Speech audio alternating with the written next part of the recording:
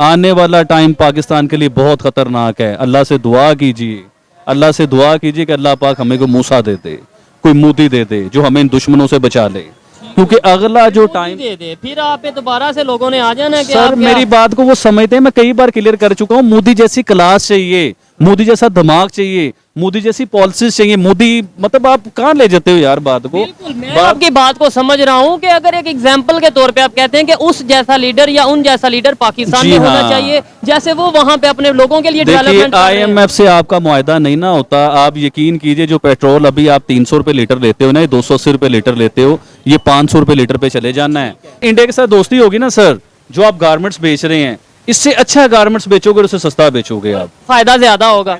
कमाई ज्यादा होगी। और वो गारमेंट्स ऐसा होगा कि आप कहोगे कि यार आप हमने देखा ही नहीं वो गारमेंट्स। गारमेंट्स की बात छोड़ दें, सब्जियों की बात करें। यहाँ पे जो सब्जियां 20 40 50 रुपए किलो है, वहाँ पे वो फेंक रहे हैं। ये मैं बिल्कुल विद प्रूफ बात कर रहा हूँ, ऐसी बात नहीं कर रहा। वहाँ पे जो किसान है वो सब्जियां फेंक रहे हैं, मतलब उनके वहाँ पे एक इंडियन का मैं इंटरव्यू देख रहा था, पता नहीं किस चैनल पे, याद नहीं है, तो वो उसने कहा कि मैं पाकिस्तान जब आया तो मैंने जब फल देखे ना, और फल का जब मैंने रेट देखा तो मैंने उस दुकानदार को कहा कि हम ये वाला फल जैसा आप दिखा रहे हो और जो इसका रेट है, हम तो अपने जानवरों को खिलाते हैं ये वाले फल। हाँ, वीडियो मैंने भी देखी है ना आपने वीडियो। वो केला आई थिंक बनाना जो सा था ऐसी उसकी वो चीजें वीडियो में सही तरीके से नहीं आ रहा। 1600 रुपए किलो 1600 पर केजी जो सा अंगूर बिकता रहा है रमजान। जी सर बिल्कुल। रमजान मुसलमानों का इबादत का महीना है, और मुसलमानों के उसमें कहा जाता है कि रहमदिली दिखाएं, आसानी करें लोगों के लिए। और हम वो मुसलमान हैं कि हम वैसे कुरान को मानते हैं, वैसे हम दीन को मानते हैं, जब नोट की बात आ जाएगी ना फिर सब कुछ भूल जाएंगे हम लोग। उसी रमजान में हम लोगों का जीना हराम कर देते हैं, निचोड़ते हैं लोगों को। 10 रुपए वाली चीज 100 रुपए की बेचते हैं उस रमजान में हम लोग। भाई साहब आज से इंडिया की बात करनी छोड़ते हैं हम लोग, हम करते हैं मुसलमानों की बातें यार। और मुसलमान चाइना में क्या हो रहा है मुसलमानों के साथ, इंडिया में तो कुछ हो जाए तो आग बन जाती है और वो आग लग जाती है हर जगह पे। सर सुनिए, आप बात सुनिए भाई। चाइना में मुसलमानों की मस्जिद जला दी जाती है, शहीद की कर दी जाती है। चाइना में वो चाइनी जो आपके यार हैं जिन्हें आप अपना फ्रेंड कहते हो, तो फिर चाइना का सदर भी गद्दार होना चाहिए, क्योंकि इंडिया का सदर भी गद्दार कहते हो ना आप वजीर आजम को, कि इंडिया के मोदी साहब गद्दार हैं या वो टेररिस्ट हैं या वो जालिम हैं या वो जुल्म कर रहे हैं।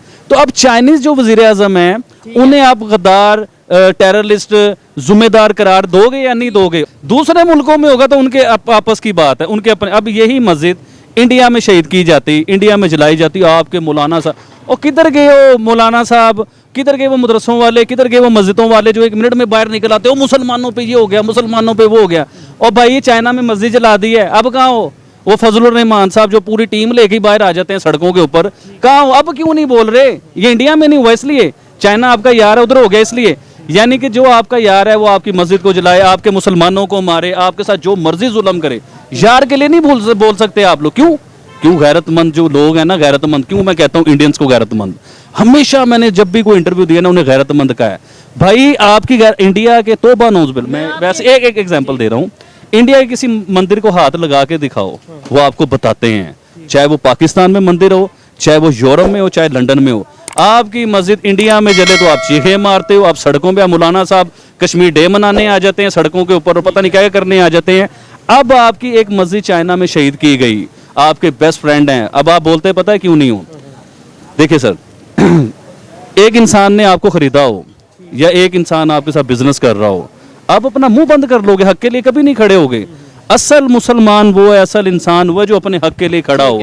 आज मैं मुसलमानों के लिए खड़ा हो रहा हूँ, छोड़ दी इंडिया की बात, करता हूँ मैं चाइना की बात। अब मुझे बताओ कौन इस चीज का न्याय देगा? चाइना में मुसलमानों को लेकर कुछ होता है तो वो इंडिया का मीडिया बहुत हाईलाइट करता है कि भाई ये देखें यहाँ पे ह्यूमन राइट की वायलेशन हो रही है, यहाँ पे रिलीजियस जो सी पाबंदी है। इसका मतलब हमारे से बेहतर तो इंडिया वाले हैं जो कम से कम उनकी आवाज उठा रहे हैं चाइना वालों की। सर मैं इंडिया की तारीफ इसलिए करता हूँ, देखो इंडिया के साथ कोई मेरा वो कुछ खास सिलसिला तो नहीं है, ना कोई बिजनेस है, ना कुछ है, ना लेना देना है। इंडिया की तारीफ हमेशा सच के ऊपर करता हूँ, सच्ची बात पे करता हूँ कि वो लोग देखो तरक्की करते हैं तो मैं कैसे कहूँ कि वो तरक्की नहीं करते।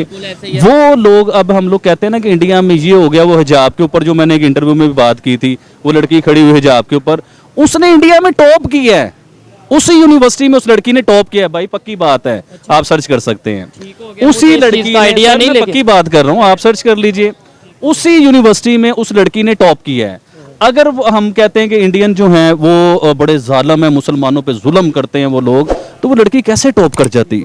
वो लड़की तो अगवा हो जाती, उसको तो घर से उठा लिया जाता, उसके घर जल जाते। यानी कि इंसानियत के हकूक उधर मौजूद हैं भाईजान। आबिद भाई, अगर वहाँ पे हिजाब पे जो पाबंदी हो, हालांकि वो यूनिवर्सिटी या कॉलेज का जो भी इशू था वो उनका एक अपना एक इंस्टीट्यूट का मैटर था, लेकिन वो खबर यहाँ पे बड़ी हाईलाइट की गई। वहीं पर जो आप खबर बता रहे हैं, अगर ये वाकई हकीकत है कि उसने टॉप की है, तो ये खबर पाकिस्तान मीडिया में क्यों नहीं चलाई गई? ये इसलिए नहीं ना चलाएगी कि उनकी वो सच्चाई सामने आ जाएगी कि जिस लड़की ने इतना बड़ा हंगामा किया, इतना बड़ा तमाशा हुआ उस लड़की को लेके, और वही लड़की टॉप कर गई है, सबके सामने हकीकत आ जानी थी कि कोई जुल्म नहीं हो रहा, कुछ भी नहीं हो रहा। वो लड़की देखो अब टॉप भी कर गई है। अभी इंडिया में रिसेंटली जो बातें चल रही हैं मुसलमानों को लेके और हिंदुओं को लेके, देखिए मैं अपनी हर वीडियो में प्रूफ के साथ आपको हर चीज बता चुका हूं कि कोई जुल्म नहीं हो रहा, कोई अभी देखिए मुसलमान, हम मुझे हजारों मैसेज आते हैं, आपको पता ही है, आप भी पढ़ते हो वो मैसेज, पूरी दुनिया से, यूरोप से मैसेज आते हैं, इंडिया से मैसेज। मुझे आज तक किसी कमेंट में किसी ने, यूरोपियन ने, देखिए ये पाकिस्तान है हमारा, लाइट चली गई है, कभी आती है कभी जाती है, इधर ऐसे सिलसिले हो रहे हैं, तो यूरोपियन मुझे कमेंट करते हैं, इंडियन कमेंट करते हैं, पूरी दुनिया से कमेंट आते हैं।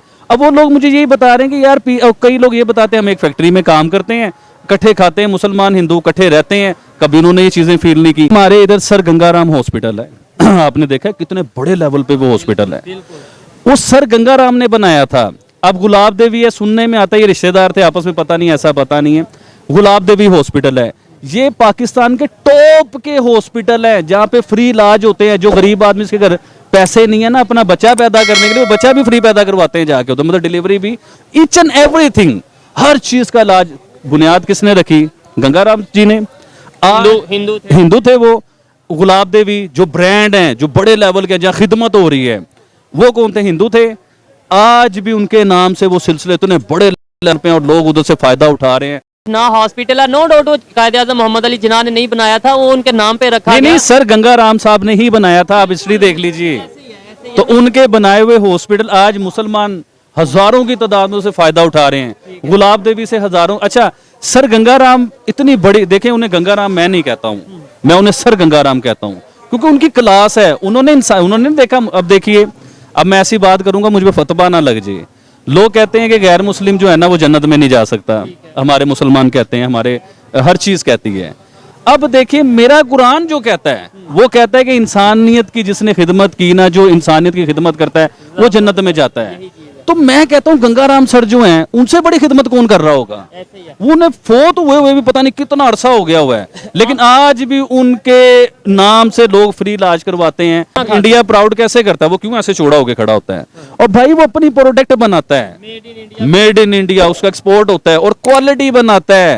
मैंने इंडियन प्रोडक्ट देखी है कुछ, वो बनाता है क्वालिटी, वो फेक नहीं बनाता। जैसे चाइना का मैं एग्जांपल दे रहा था कि बल्ब लो तो वो भी फ्यूज हो जाता है।